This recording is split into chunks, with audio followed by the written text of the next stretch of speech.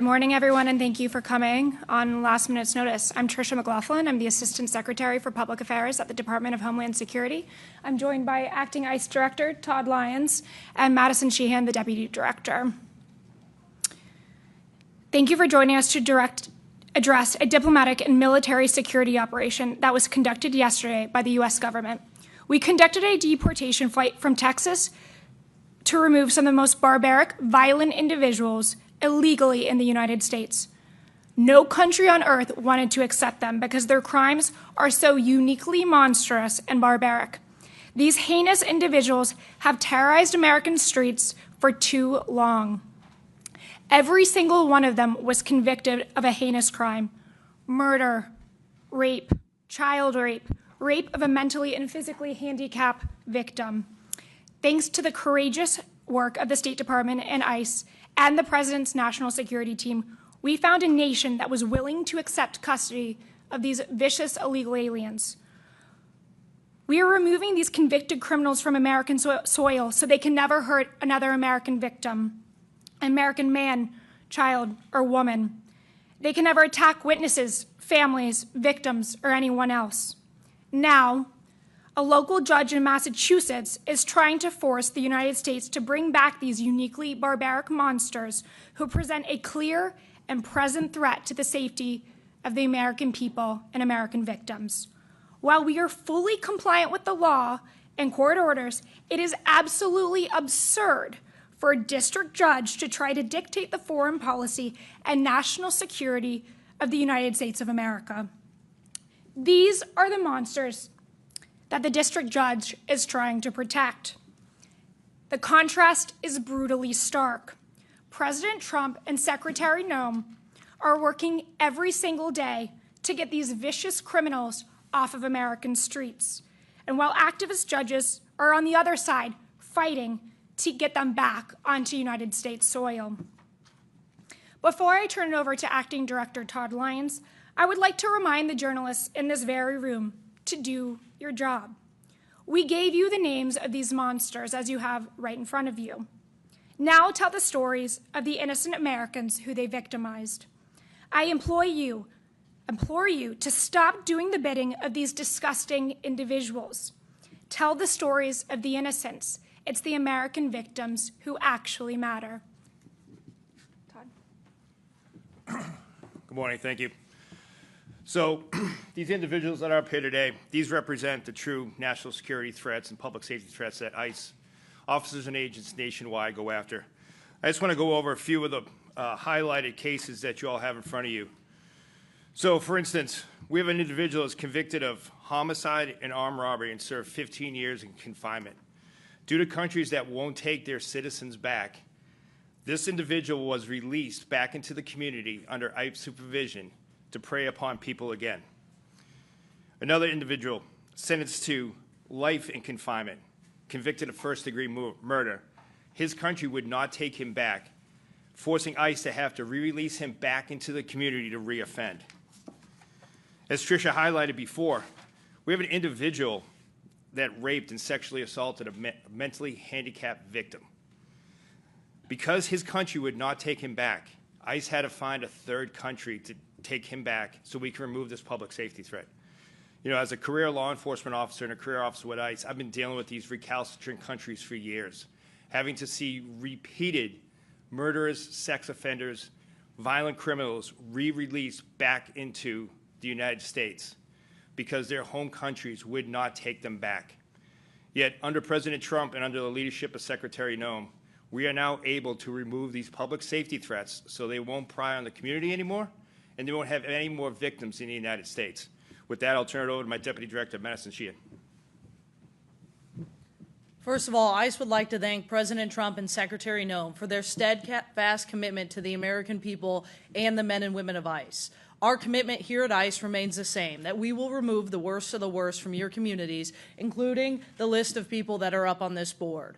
As we work every day to make the American people safer, we see activist judges stepping in a way that we have never seen before to put criminals first and not the American people. This judge wants these criminals, these rapists, murderers, out on the streets in your communities. ICE will not let that happen and will continue to fight and put the American people first as the mandate President Trump received to make sure that we keep America safe. Thank you. Thank you, Madison. And with that, we'll take just a few questions.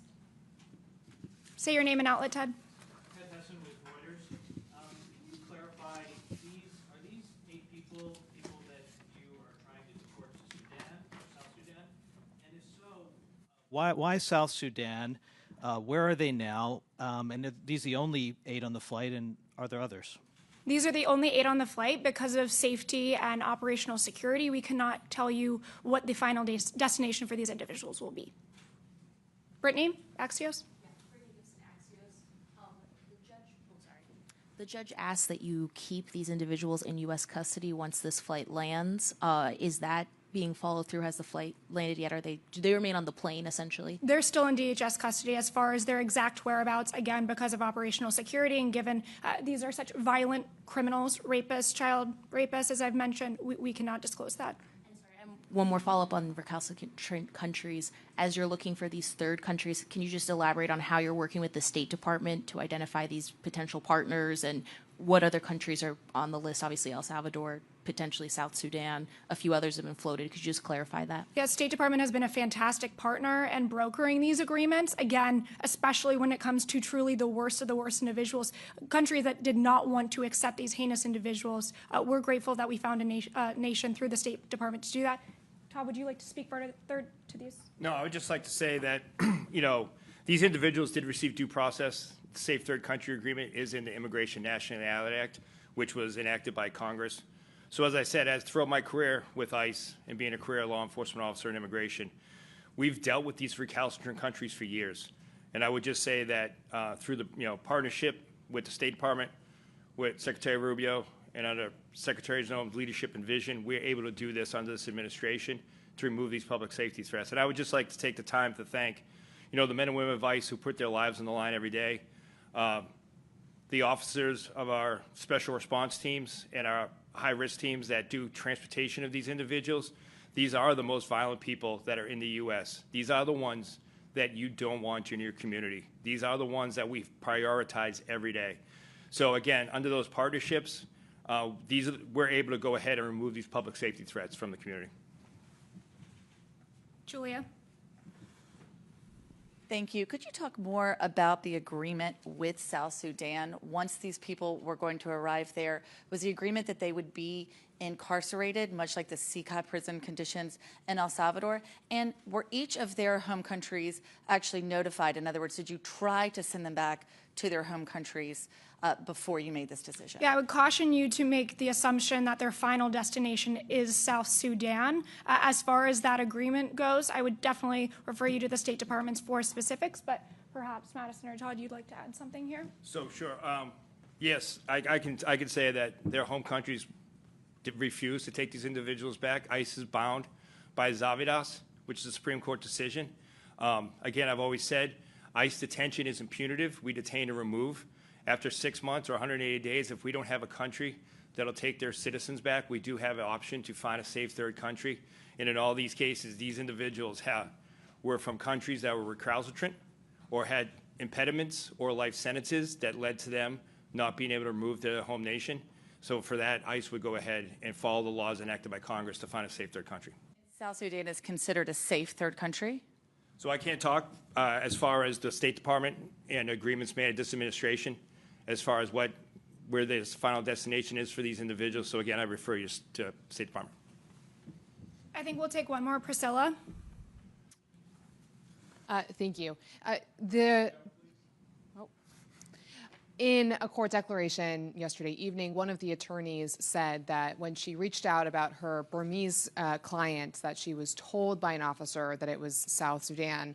So can you confirm that it is one of the countries, at the very least, that you are working with to accept these nationals, and anything more that you can share about the process by which immigrants in detention are being notified if they're going to be sent to a third country and what that looks like? Yeah, absolutely. We are following due process under the U.S. Constitution. These individuals have been given, and their lawyers have been given, plenty of prior notice as far as those actual agreements. We can get back to you with more information from the State Department. Todd, anything to add there? No, I would just say the same thing that, ICE, we do follow the current laws and restrictions that do bar us by safe third countries. And I would just say that I would refer you to the State Department, not necessarily on any final destination that these individuals may not be going to, but State Department has a multitude of countries that they are working with for safe third countries. So I'll refer you back to State Department. Just one quick question. You're saying to not conclude that they're going to South Sudan. DHS is streaming this press conference right now. Sure. With the headline that says DHS press conference on migrant flight to South Sudan. Sure. So is the department then confirming that this flight is going to South Sudan? We're confirming the fact that that's not their final destination. So, I mean, we have deportation flights that logistically move domestically within the United States. That doesn't mean that their last stop is internally within the interior of our country. So, absolutely not. But before we leave, you'll note that I have not we gave you the names of these heinous individuals, but we didn't say them out loud. But what we should be saying out loud is the name of the American victims, these people who they've victimized. And I've rarely seen anyone in our press corps actually write about American victims. So I would encourage you, I would implore you to start writing about Americans and not just doing the bidding of these disgusting individuals. Thank you for your time today, and we'll see you next time. Can you just clarify, has the flight... Thank you all. Thank you.